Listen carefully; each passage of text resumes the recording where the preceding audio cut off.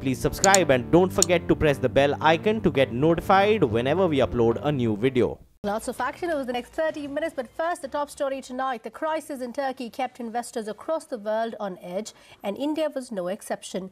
The Indian rupee hit a record low in trade against the dollar as the Turkish lira continued to sink. In fact, all emerging market currencies came under pressure, and the rupee is now just 7 paise away from hitting the 70 mark against the dollar. Equities tumbled across Asia. The Nifty tumbled below the 11,400 mark as shares in Shanghai, Tokyo also saw some sharp cuts. Shares on Wall Street have opened in the green, but the gains remain capped. Europe is throwing up a mixed picture as markets wobble between red and green.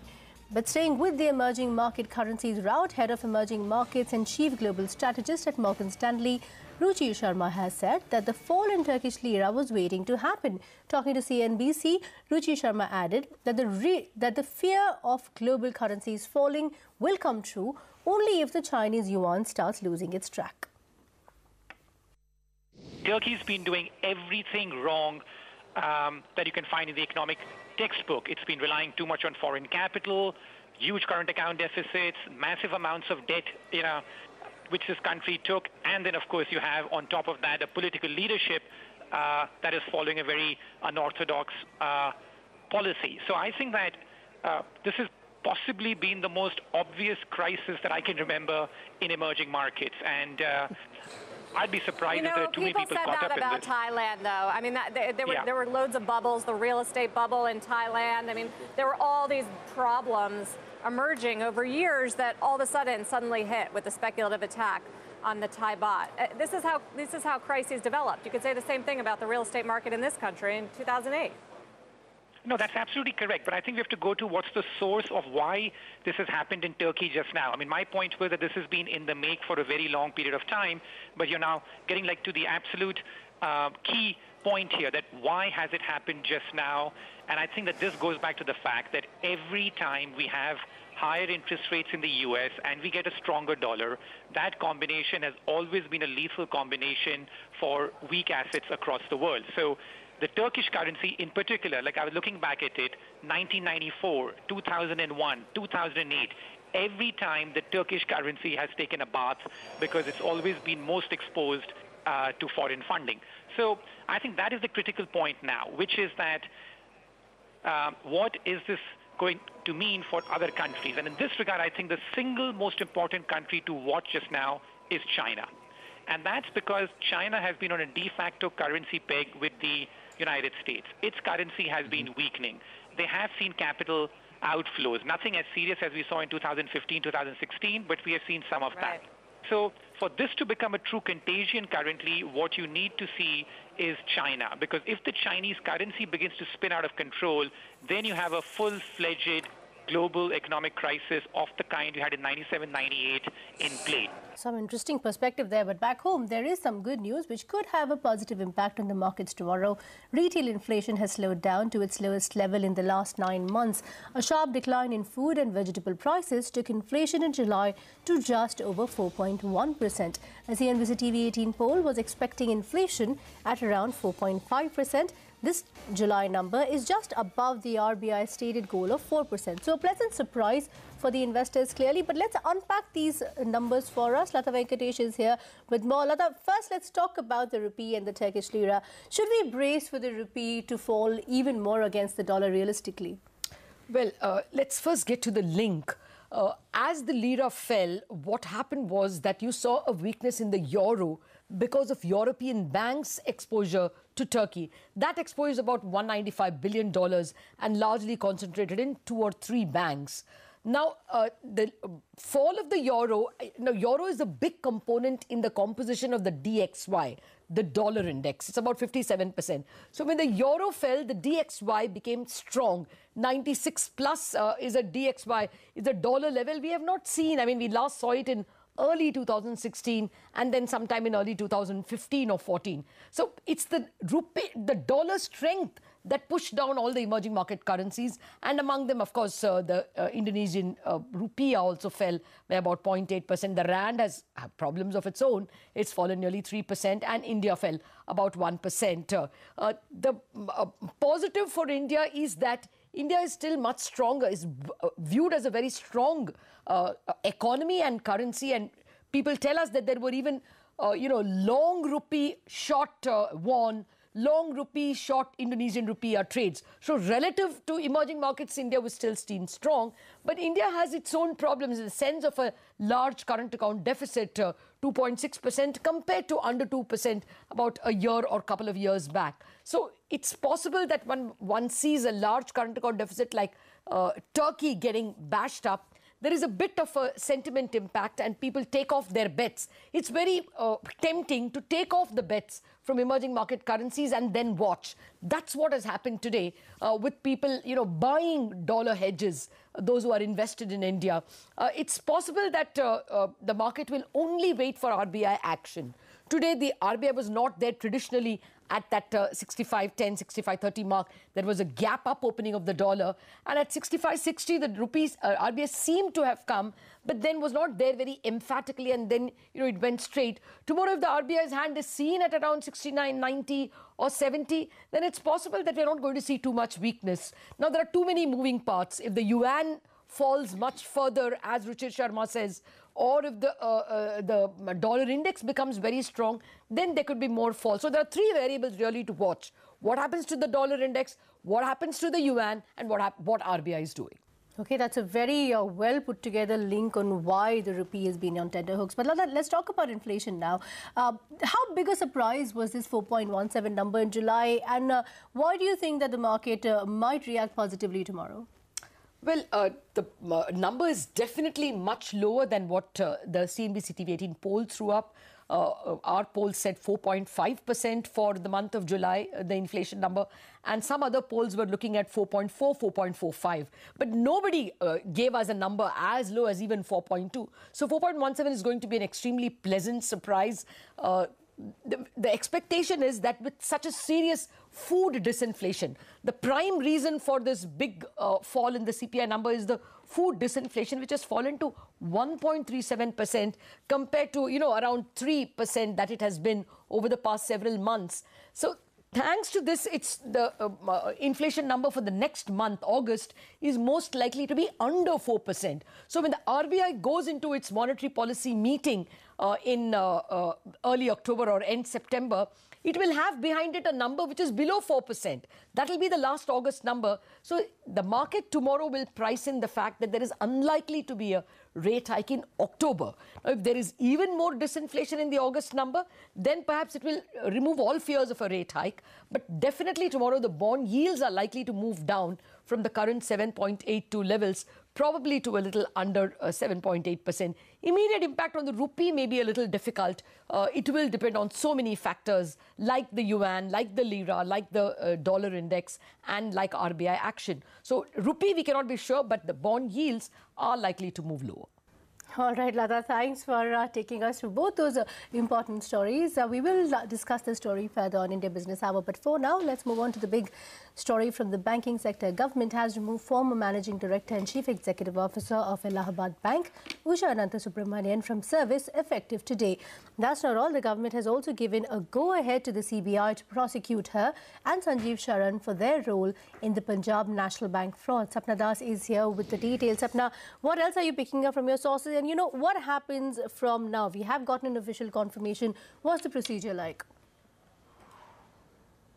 Well, very quickly, I'll first read out certain lines from the formal notification that the Department of Financial Services has put out in terms of the exit of Usha Ananthasubramanian, or rather her removal from office. Let's also keep in mind that today was her last day at work, so she was actually effectively retiring from tonight onwards. So the line that is coming to the government is that had they not taken this decision, then tomorrow the government would not have been able to act at all. So very quickly, as is being pointed out, the notification says that why she should not be removed from office for having failed in exercising proper control over the functioning of Punjab National Bank while serving as its MD and CEO, which enabled the fraud in the bank through misuse of SWIFT at the bank's Brady House, Mumbai branch, to to persist undetected for several years, snowballing into a large account. So basically, she's being held responsible for the Brady House, debacle, for the SWIFT debacle, and we know the story from there onwards, how the Nirav Modi scam unfolded. So that's the reason why she has been removed. Not just this, earlier also the CBI had, basically come up with this kind of a thing from the government that they would like to go ahead with the prosecution, but a formal nod is definitely required. That nod has also been given by the government. Sanction for prosecution has been given to CBI so that they can move against Usha Ananthasubramaniam. Definitely, now that she has been removed from the office officially, it's understood that the post-retirement benefits will stop because she had been divested of charge on 15th May, but she was still on the payroll and she was still getting her salaries as the dues are always given unless the final termination order is served. Not just Usha Ananthasubramaniam, the sanction for prosecution to CBI has been given by the Finance Ministry in case of Sanjeev Sharan as well. So he was the former ED at Punjab National Bank. So these two names are there, but it will not end here because we are given to understand that possibly some queries are also being raised or some similar, requests have come in from Reserve Bank of India, and probably over the next couple of days, a few more names are going to crop up, and probably the sanction for prosecution at that level also will be given by the Finance Ministry to the RBI. Okay, fair enough, Sapna. Thanks for taking us through that. And Sapna was the first to break that story. Of course, it will be another couple of days to actually see things unfold. But yes, there is finally some kind of closure in that very critical case. Let's move on to an exclusive. Under the weather airline Jet Airways is looking at various options to raise money. We told you earlier that the company is looking at cutting expenses and bringing in fresh equity into the firm. We now learn from sources that the company is planning to sell stake in its frequent flyer program, Jet Privilege. Now, we understand that an executive committee that has been appointed to come back with a turnaround plan for Jet Airways has cleared the decision to sell Jet Airways stake in Jet Privilege, and they are appointing investment bankers who already have been appointed to run the equity infusion mandate to also search for buyers for the program. We learned that private equity and financial firms are likely to be approached. They would prefer private equity and financial investor coming in, since that will give them operational control over Jet Privilege. In the case of domestic or foreign players, it means that they will perhaps have to give up control. Now, in terms of the perspective on what Jet Privilege is, essentially it's a frequent flyer program of both Etihad and Jet Airways. So Jet Airways has 49.9%, Etihad holds the remaining. As per a global consulting report by a company called One Stop, the valuation of Jet Privilege just a few months ago was $1.1 billion. So the company is expecting to get at least $500 million for their stake and hope to complete this by October 2018. We didn't get an official comment from Jet Airways, but let's get from one airline to another. The Maharaja's problems are far from over. Air India's cash crunch is not just delaying salary payments. According to the Indian Airline Pilots Association, 23% of Air India's present fleet has been grounded. The association, in a letter to Air India, has also raised concerns over maintenance issues. In fact, according to the ICPA, $3.6 billion worth of aircraft are currently lying idle due to poor maintenance and management. Ashpreet Sethi is here to help us understand why. Ashpreet, what are the concerns that have been raised by the Pilots Association, and how exactly have Air India responded to this? Quite a scathing letter that has come from the Commercial Pilots Association that has in fact gone to Air India CMD, and they have alleged, and I quote from the letter that has gone, that almost 23% of Air India fleet is grounded and aircraft worth 25,000 crore rupees is lying idle due to lack of spares, end quote. Now, this is what the pilots have told the Air India CMD. We had sought a response from Air India, and they have given us an elaborate response saying that the engineering team is giving them adequate aircraft as far as meeting with passengers' requirement is confirmed. In fact, they've also gone ahead and said Air India accords topmost priority to the safety of the aircraft and its fleets. It's a common practice for every airline to ground some of its aircraft for routine maintenance. Now, remember, the pilots had raised an issue as to how maintenance is not being done, which is leading to massive losses and grounding of these aircraft. There are massive cancellations which are happening as far as Air India is concerned. Now, it remains to be seen whether the ministry and the Air India CMD will take stock of what the pilots have to say. Well, a worrying state of affairs indeed, but perhaps negotiations will ensue over the days to come. Thanks, Ashpreet, for taking us through that. Quick break on that note. On the other side, the Urban Development Ministry came out yesterday with what's hot on CNBC TV18. Our panel has recommended some major changes to SEBI's settlement mechanism. The panel is calling for changes to eligibility criteria, scope of settlement, among other things. Yash Jain is here with the details. Yash, this is something that had been anticipated for quite some time. Industry players were asking for it. What are the changes that have been proposed and what's the process now? How many days of consultation will it take for them to actually come up with a circular? Well, Kritika, the recommendations which have come from the A.R. Dave committee essentially aim at overhauling the regulations, the current regulations around the settlement procedure under the new SEBI Act. Essentially, this particular committee has identified various stages of the settlement procedure and then recommended amendments at those various stages, starting from the very important point of who is eligible to file for the settlement procedure.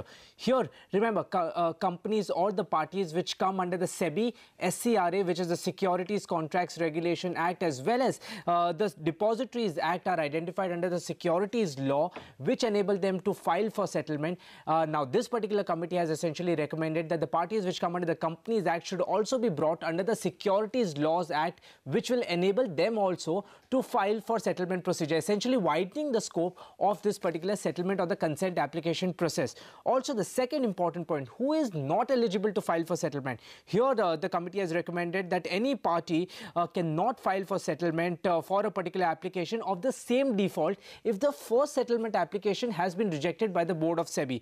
Also, currently, any party can only file for a second settlement application with a time interval of about 24 months between the first two applications. Here, this particular committee has really recommended with respect to removal of this cooling period entirely of the 24 months and essentially having no cooling period if the course of action between the two settlement applications is completely different. Similarly, the scope of settlement. Here, market regulator SEBI and the committee has essentially recommended that cases like insider trading, fraudulent and unfair practices should also be settled. Remember, these cases are accepted at this point of time under the settlement route, but they are not settled by market regulator SEBI. Similarly, there have been recommendations with respect to withdrawal of the settlement application as well as the composition of the HPAC, which is the high-powered advisory committee as far as the settlement process is concerned.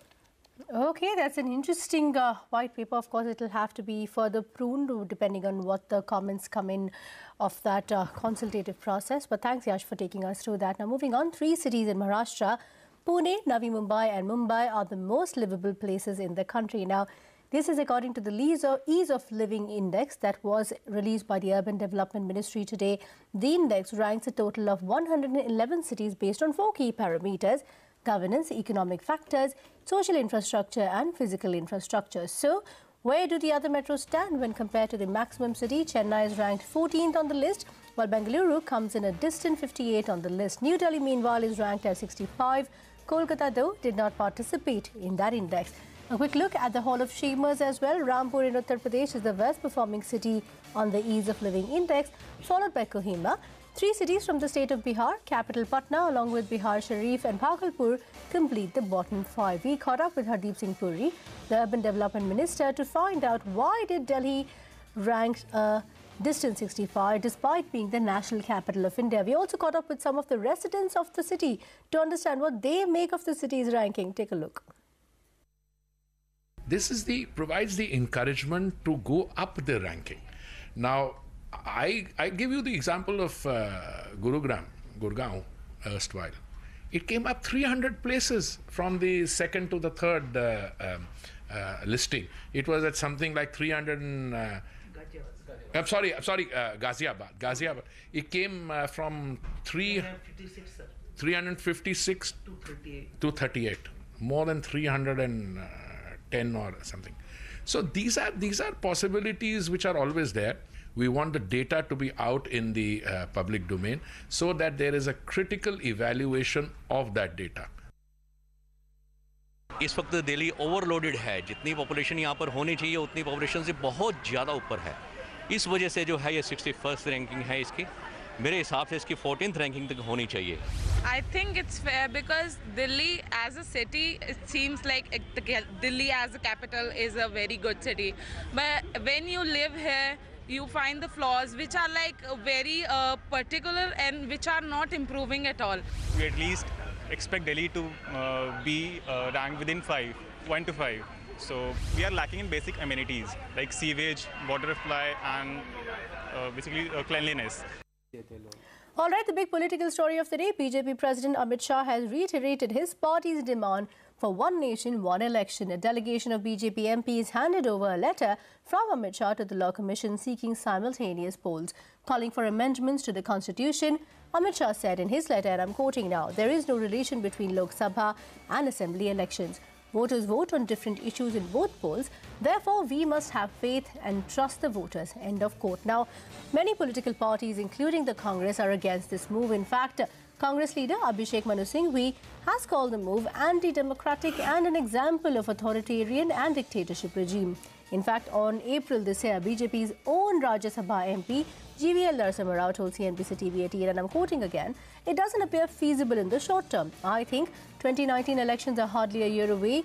This will require major constitutional amendments. This is possible only if there is political consensus. End of quote. So that's, of course, the big political story of the day. But is this idea really feasible? We reached out to two former chief election commissioners to know their views.